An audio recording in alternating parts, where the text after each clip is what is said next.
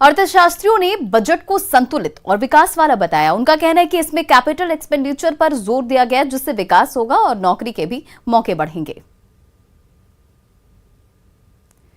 उस आम बजट की सबसे बड़ी खासियत है कि इसमें कैपिटल एक्सपेंडिचर में 35% की वृद्धि दिखाई गई है। कैपिटल एक्सपेंडिचर का मतलब होता है ऐसे प्रोजेक्ट्स जिसका सीधा संबंध विकास से होता है, इंफ्रास्ट्रक्चर प्रोजेक्ट्स मूल रूप से। उसके पीछे धारणा यह है कि अगर कैपिटल एक्सपेंडिचर बढ़ेगा तो विकास की गति तेज होगी।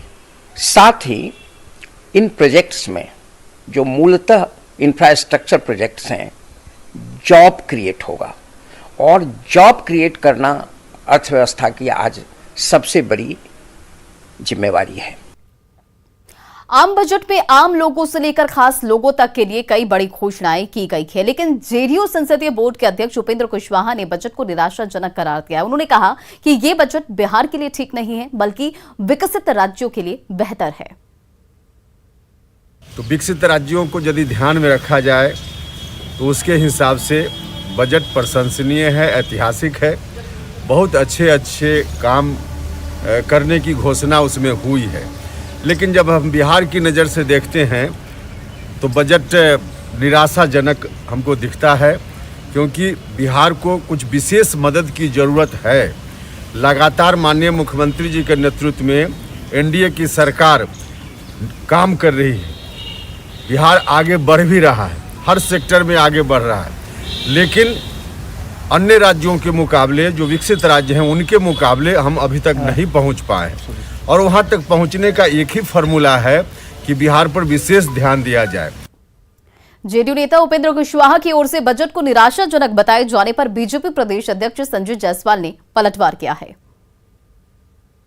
5 वर्ष तक शिक्षा व्यवस्था के सुधार का आंदोलन करते रहे और एक टिकट के साथ ही जिसने पूरे बिहार की शिक्षा व्यवस्था को सुधार दिया, उसके बारे में मैं कोई और टिप्पणी नहीं करना चाहूँगा। यह बजट होता है देश के आर्थिक विकास के लिए, और इसमें जो आर्थिक विकास के काम है, आज 1 लाख करोड़ रुपए राज्यों को दिया गया है, जिससे कि वह अपना इंफ्रास्ट्रक्चर बढ़ा सकें। बिहार को अब ध्यान देना होगा कि इसमें ज़्यादा से ज़्यादा हिस्सेदारी वो कैसे ले। जल संसाधन मंत्री संजय झा ने कहा कि आम बजट का उन्होंने स्वागत किया है और गंगा किनारे खेती को बढ़ावा देना अच्छी बात उन्होंने कही, और नदियों को जोड़ने की योजना के बारे में हमने मांग की थी। और वहीं उन्होंने कहा कि डबल डिजिट ग्रोथ के बाद भी बिहार नीति आयोग के पैमाने पर पिछड़ा है और बिहार को विशेष राज्य या विशेष सहायता की जरूरत है।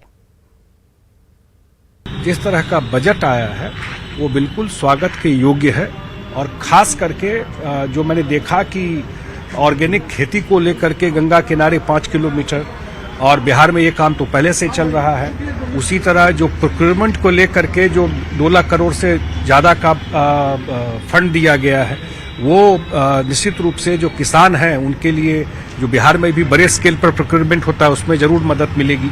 फाइनल डिटेल्स में हम लोग जाएंगे। एक बात जरूर हम लोगों के मन में था कि जो कोसी मेची लिंक योजना इंटरलिंकिंग का है, उसको नेशनल प्रोजेक्ट में ले करके 90-10 के रेशियो पर वो होना चाहिए था। वो हम लोगों ने अभी नहीं देखा है।